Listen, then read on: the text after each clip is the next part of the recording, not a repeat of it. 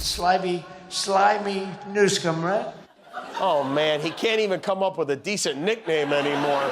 It's so sad. You know, it's been interesting to watch Newsom because while he's making fun of Trump, he's also been reaching across the aisle, inviting Republicans and whatnot on his podcast, including, most recently, one of the president's biggest and most fanatical... One comment, one pause.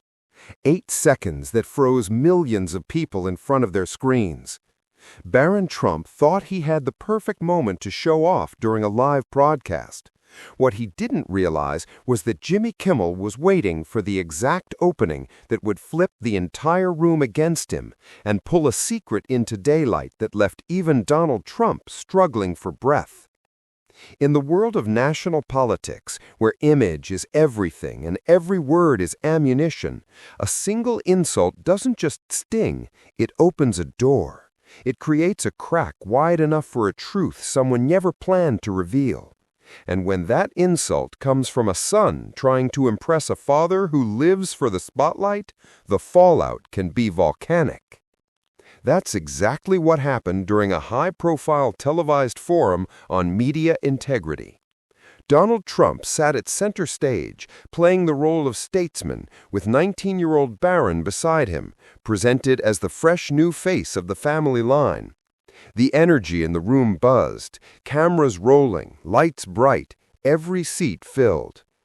To everyone's surprise, Jimmy Kimmel was moderating, not with jokes, but with a calm, serious tone that made people lean in.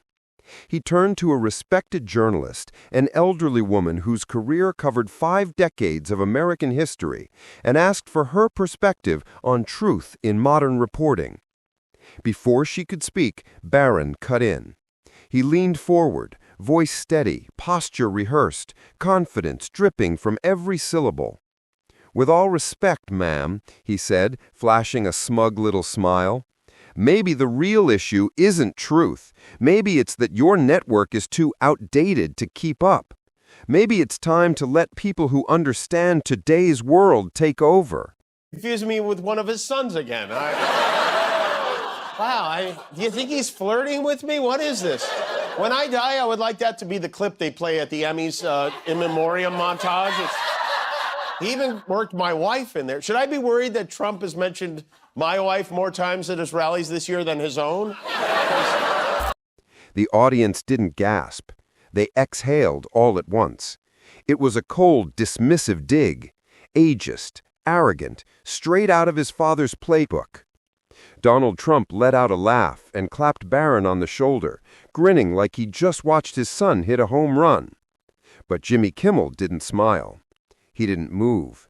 He just watched them both, the way someone watches a fire spreading exactly where they knew it would. Then he lifted his mic. "Hold on," he said quietly. The room went silent. Kimmel looked at Barron first. "You decided that your first moment on a national stage should be used to insult a woman who's earned more honor in her lifetime than you've been alive." Trump's grin faded instantly. Kimmel continued, but now his tone shifted.